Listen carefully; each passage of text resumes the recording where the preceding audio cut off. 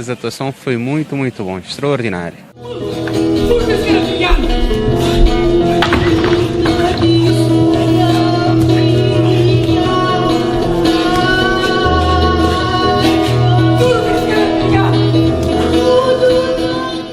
Dever cumprir, né, também de partilha, uma obra tão simbólica, uma obra que viaja 4 continentes, o mundo inteiro, quase 40 países. Para a reação do público fulano fica satisfeito também, tinha condições técnicas aí excelentes, há um festival considerando tudo condições no Mestel e há também festival que ganha força, que cria condições e é para bem, para ficar.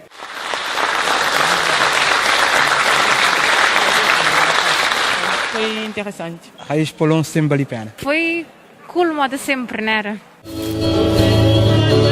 O colégio tem possibilidade de assistir uma peça dessa qualidade.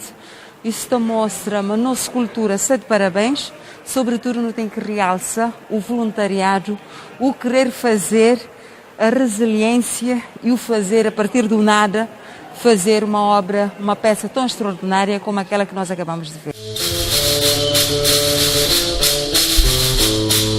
E é uma excelente peça, né? Uma excelente peça, é etapa de facto de cultura de Cabo Verde, de tradição, e mostra tudo que é vivência de povo cabo-verdiano, situação de seca, de fome, mas também de imigração. Em termos coreográficos, é particularmente interessante, aquele jogo entre música e dança, e é muito bom. E esta de parabéns, de facto, está dançarino lá de excelência.